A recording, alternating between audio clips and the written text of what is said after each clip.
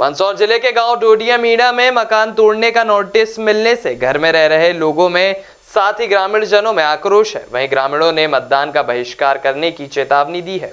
मंदसौर जिले के मल्हारगढ़ तहसील के अंतर्गत गांव डोडिया मीणा में प्रशासन ने एक घर को अवैध अतिक्रमण बताकर धारा 248 का नोटिस चस्पा कर मकान तोड़ने की कार्रवाई का नोटिस दिया, जिसके चलते परिजनों सहित समाजजनों में भारी आक्रोश के साथ मल्हारगढ़ एसडीएम मुकेश शर्मा को ज्ञापन देकर न्याय की मांग की और साथ ही न्याय नहीं मिलने पर सभी समाजजनों ने मतदान का बहिष्कार करने की चेतावनी दी।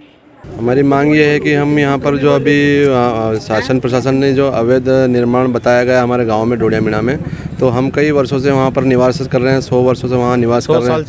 100 साल से निवास कर रहे हैं वहाँ पर। तो उस समय अभी जो निर्माण कर रहे हैं वहाँ पर, तो उस समय अवैध नहीं बताते हुए अब हमें तहसील से नोटिस दिया गया है और हम हमारे पूरी समाज में रोष है इसमें कि यह गलत किया जा रहा है। शासन प्रशासन हमारे साथ गलत खिलवाड़ कर रहे हैं और उस 566 सर्वे नंबर 566 में हमारे कई मकान बने हुए, 50 से 100 मकान बने हैं और कई वर्षों से बने हुए हैं और प्रधानमंत्री आवास भी वहाँ पर मिले हुए हैं, मुख्यमंत्री आवास भी मिले हुए हैं। और जो अभी मकान जो निर्माण हो रहा है उसमें राजाराम बैंक से लोन भी लिया गया है। तो इस प्रकार से हमें गलत साबित किया जाता है और अवैध थानों में कई हमारे गांव के कई लोगों को फंसाया जाता है। मतलब हम पूरा गांव परेशान है, पूरी समाज परेशान है हमारी, क्योंकि हमारी कोई सुनता नहीं है, हमारी समाज का कोई सुनता नहीं है। और इसी चक्कर में हम, अगर हमारी शासन सुनता नहीं है तो हम इसमें आंदोलन करेंगे, चक्का जाम करेंगे। पूरा मध्य प्रदेश स्तर पर हम इस पर पूरा तीनों जिलों के समाज मंदसौर नीमच रतलाम तीनों जिला मिलकर हम पूरा आंदोलन करेंगे और पूरा मध्य प्रदेश में हम इसकी वो करेंगे। दरबाई दाइमा गांव डोडिया मीणा से जाति बांसड़ा से। आज अपने ज्ञापन देना है तहसीलदार में, किस बात को लेकर ज्ञापन दे, क्या मांगे? हम झूठे प्रकरणों को में फंसाने से परेशान होकर, हमारे मकान को तोड़ने से परेशान होकर हमने एसडीएम साहब को हम ज्ञापन देने आए थे। क्या हमको झूठे प्रकरणों में फंसाया जा रहा है, अपराधी माना जाता है और अवैध निर्माण घोषित करके हमारे मकान को तोड़ने की कार्रवाई की जा रही थी।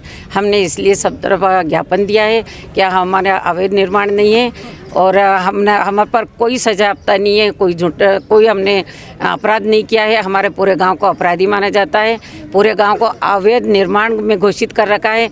तो जब निर्माण हो रहा था तो सब राजस्व अधिकारी, पटवारी सब ने मिलकर, हमको किसी ने कभी नहीं रोका कि अवैध निर्माण है तो आप इस पर मकान मत बनाओ। आज हमारा पैसा लग चुका है और आज हमारी प्रॉपर्टी तोड़ी जाती है तो हम कहाँ जाएंगे और हमारा भुगतान कौन करेगा, इसका जवाबदार कौन है? जिस मकान को तोड़ने का नोटिस मिला उसके पास जो दस्तावेज भी है, नामांकन रजिस्टर वगैरह सब कुछ है। इस तरह प्रशासन क्यों कर रहा है? प्रशासन पता नहीं क्यों प्रशासन हमसे समाज को लेके, हमारी जाति को लेके, समाज को लेके हमको इस तरह से मानसिक रूप से आर्थिक रूप से प्रताड़ित कर रहा है। क्या हम तो प्रशासन से मुख्य धारा से जुड़ना चाहते हैं, हम हमारे समाज को सुधारना चाहते हैं कि हम आगे बढ़े, बच्चों को पढ़ा रहे हैं, मकान बना रहे हैं, बच्चों को पढ़ा रहे हैं, नौकरी में जाना चाहते हैं। हम खुद ही समाज सुधारक, समाज को सुधारने में आगे चलते हैं।